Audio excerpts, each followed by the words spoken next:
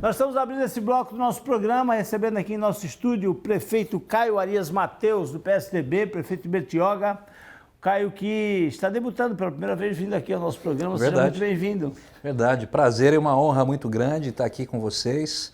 Pedro Alcântara, 19 anos de história, né? A gente estava conversando sobre a vida pregressa do Pedro e estreando aí na TV Cultura esse mês também, né? Mês de maio estreou também na TV Cultura, né? Exatamente, Cultura é 1º de Litoral. maio, que por sinal a Cultura que é administrada aqui, é comandada pelo Grupo Costa Norte, que é oriundo lá de Bertioga. É prata da casa, Zaidan, né? lá de Bertioga. Mandar um abraço para toda a equipe Costa Norte. Agradecer a oportunidade da gente poder vir bater um papo aqui, falar um pouco, né, daquilo que a gente mais ama, que é a nossa cidade, nossa terrinha, Bertioga, caçulinha da Baixada Santista aqui. Esse programa acredito que vai ser alusivo aí aos seus 30 anos de emancipação político-administrativa. O cara estava comentando comigo, ele está no 2º mandato, né? No primeiro mandato, ele também, antes da pandemia, antes de Covid, né? Lá em 2017, 2018. Aliás, ali não era muito momento de celebrar a festa, que você estava dizendo que pegou a prefeitura numa situação bem complexa, né? Bem colocado, viu, Pedro? Não diferente do que muitos gestores enfrentaram no ano de 2017 e 2018, principalmente aqueles que estavam entrando no primeiro mandato, a gente pegou uma situação, uma realidade econômica da cidade, nível Brasil também, né? Porque 2017 a gente vivia a maior crise econômica das últimas 7 décadas. Sim. Muita coisa melhorou de lá para cá, a gente fez a lição de casa, a gente fez contenção de despesas, a gente deu uma reequilibrada na peça orçamentária do município, relação despesa, receita, enfim. A gente deu o remédio amargo nos 2 primeiros anos, 2017 e 2018, que até a gente estava conversando aqui nos bastidores antes de começar o programa.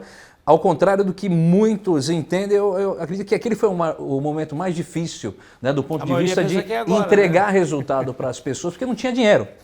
Tinha dívida para pagar, na verdade, né? Mas casa em ordem, contas em dia, projetos elaborados e a gente vem numa ascensão, em especial colhendo resultado do final de 2018 para cá, e Bertioga, a gente vem batendo os nossos próprios recordes, né?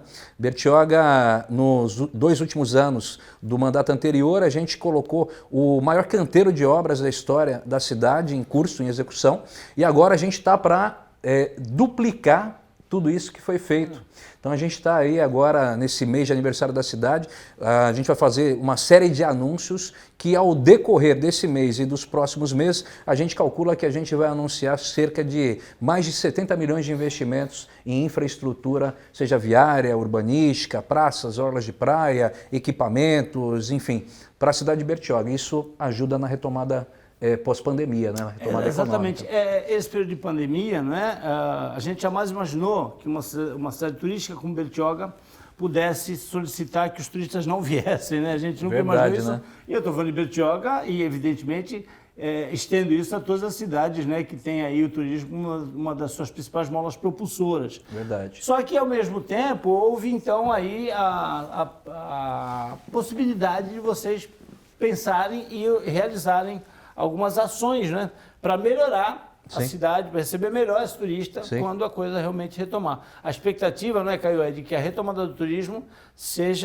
venha numa onda bastante forte quando realmente tiver a situação normalizada. Eu acredito bastante nisso, a expectativa é grande, não só minha, mas de todo o trade turístico de Bertioga e região. A cidade ela tem o que o dinheiro não compra, que é a riqueza, o potencial ambiental, o potencial histórico. Muitos não sabem, momentos como esse, não pode perder a oportunidade. O primeiro forte do Brasil foi edificado lá, o Forte São João. A história do Brasil se confunde com a própria história de Bertioga. Nasceu ali o Brasil. Dali saiu a esquadra para a criação da cidade do Rio de Janeiro. Dali partiu também Martim Afonso para a cidade de São Vicente. Enfim, e agora a gente, pós-pandemia, se preparando para essa retomada, seja o mais rápido possível. Esse pacote de obras e essa velocidade de entrega de resultados, né? Obras de infraestrutura em especial, para a cidade aquece a economia, gera empregabilidade, né? Fortalece o comércio e com isso a gente consegue melhorar a qualidade de vida do bertioguense, e a cidade que é boa para quem mora, ela é excelente também para quem quer investir, para quem quer praticar veraneio, para quem quer fazer turismo. Então, uma série de medidas estão sendo tomadas em conjunto justamente para fortalecer e fazer com que a gente possa respirar economicamente melhor o mais rápido possível. E Bertioga tem muita coisa legal para se conhecer. Então a gente tem 3 bacias hidrográficas que desembocam no mar, a gente tem mais de 33 quilômetros de orla de praia, é a segunda maior cidade em questão territorial, quase 500 quilômetros quadrados na Baixada Santista. É uma cidade que possui uma usina hidrelétrica datada da época de 1900, com toda a arquitetura colonial inglesa, que até hoje fornece 95% da geração de energia para sustentar o Porto de Santos, enfim, o Forte São João, o Canal de Bertioga, o Parque Tupiniquins e de tabela ainda mais de 90% de preservação permanente. Ou seja, a gente tem 2 parques ambientais na cidade, o Parque Serra do Mar e o PERB, né, que é o Parque Restinga de Bertioga. Inclusive, mesmo durante a pandemia, a gente conseguiu, o ano passado, homologar as primeiras trilhas de ecoturismo na cidade também, que também dá mostrar que Bertioga tem para todos os gostos. Tem mar, tem praia, tem Serra do Mar, tem rios. Então tá legal, o pessoal está descobrindo Bertioga e se surpreendendo. É uma pena que, né, tem havido esse hiato, um hiato Exato. aí de 1 ano e meio mais ou menos, eu espero que não se estenda por muito mais tempo. E já que falamos dele, né, na pandemia, na Covid, vamos dar os números de Bertioga. Os dados aqui são até o dia 14 de maio, nós estamos gravando aqui no dia 16. Os casos confirmados são 5.068, 4.870 recuperados, um percentual alto de recuperação, né? São 123 óbitos, né, contabilizados até o último dia 14 de maio, o que representa algo em torno de 2,43% do número de infectados. Isso é mais ou menos uma média no Brasil e, diga-se de passagem, no mundo, né? A vacinação tem algo em torno de 10.208 pessoas vacinadas com a primeira dose, 5.020 vacinadas com a segunda dose, totalizando um número de vacinas de 15.228, né? E também tem um outro dado que Bertioga se destaca, que é a adesão ao isolamento social. É curioso, né? Cada cidade aqui da região vem se notabilizando por um fator e a adesão tem sido expressiva. A primeira da cidade da Baixada, né, Caio? E a 8ª no ranking estadual. Sim. Algo em torno de 51% de adesão, que é pouco, mas mesmo sendo pouco, é um número expressivo quando comparado com outros municípios. Primeiro, porque como é que Bertioga consegue esse número de recuperados expressivo, 96,8%? Os números falam por si só e os números são os dados que a gente utiliza como parâmetro para a tomada de decisão, né? Ou seja, flexibiliza um pouco mais de maneira responsável, gradual, consciente, ou dá aquela enrijecida, muitas vezes necessária por conta do tamanho da onda que está se aproximando, né? Mas você falou muito bem, Pedro, quanto à questão de alguns medalhões, assim, né? Vamos dizer, números que mostram o quão bem Bertioga está enfrentando a pandemia do Covid-19. É óbvio que, para qualquer gestor, nós gostaríamos que tivesse perdido ninguém. Sim, por causa dessa maldita doença. Mas Bertioga, ela sempre esteve em primeiro lugar na Baixada Santista no ranqueamento de isolamento social. A gente já chegou a ficar em segundo lugar no estado, dos 645 municípios. Hoje a gente deve estar na 6ª colocação. Aqui eu falei em 8º, então está que é do dia 14 esse aí que você falou, né? Já aumentou, então. E taxa de letalidade, a gente sempre, se não foi a menor, teve entre as menores da Baixada e do Estado também.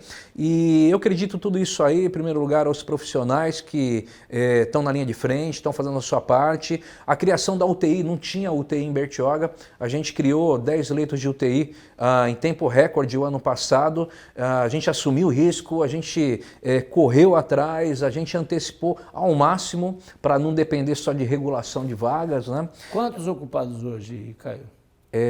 3. São 10 leitos? Eu acho que são 3 hoje. 3 hoje? Dos 10, se não me engano, são 3. Está bem reduzido. E a taxa de ocupação da enfermaria também, que são 22 leitos.